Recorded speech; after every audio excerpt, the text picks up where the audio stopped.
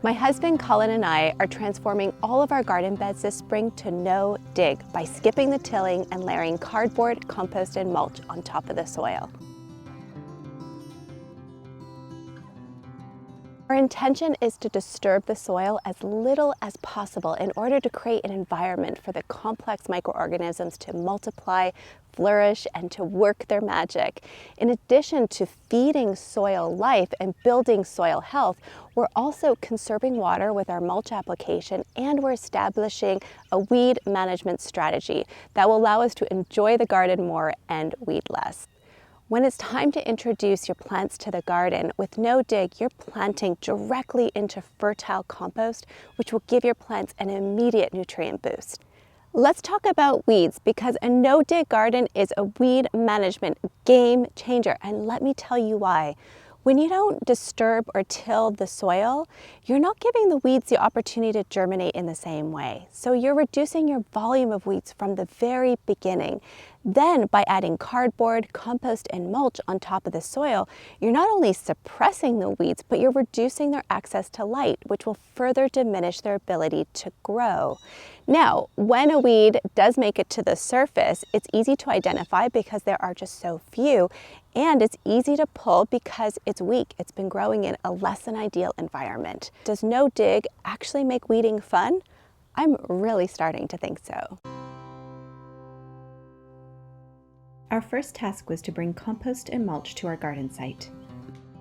We measured planting rows 30 inches wide and allocated 18 inches for the walkways.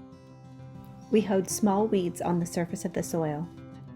Then the shoveling began as we layered several inches of compost on top of the soil.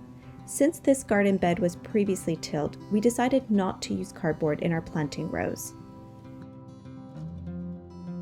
Next, we added a layer of carbon for an extra weed barrier on our walkways. We used paper leaf bags cut in half, which worked perfectly. However, cardboard or newspaper are great options as well. If you haven't tilled your garden yet and you have a lot of weeds, this would be your first step. Simply layer your entire garden bed with cardboard or newspaper and then develop your compost planting rows and mulch walkways on top. We layered several inches of wood chips on the walkways.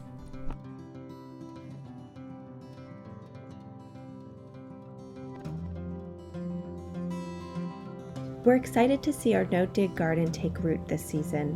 While this was a labor-intensive transition, the ongoing maintenance is relatively easy with a small layer of compost and mulch each season. It's a joy to plant directly into such fertile compost, and hoeing a few small weeds is very manageable.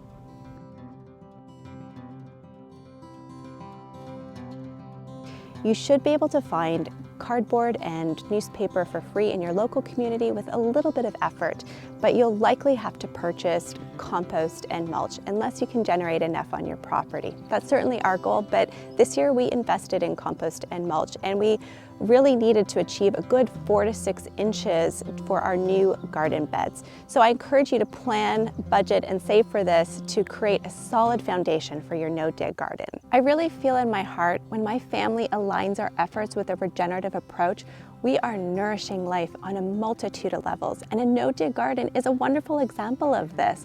We are nourishing soil life and building soil health. We are nourishing our plants as well as our own health and our enjoyment as stewards of the garden.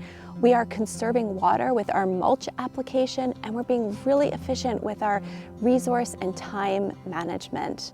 So when I think about a regenerative approach and co-creating with nature's incredible wisdom and intelligence in the garden, the results are inherently sustainable and incredibly beautiful. If you would like to see how we're starting a no-dig edible flower garden bed, which will be planted directly on top of grass and weeds, stay tuned. I'd love to show you how. Happy gardening.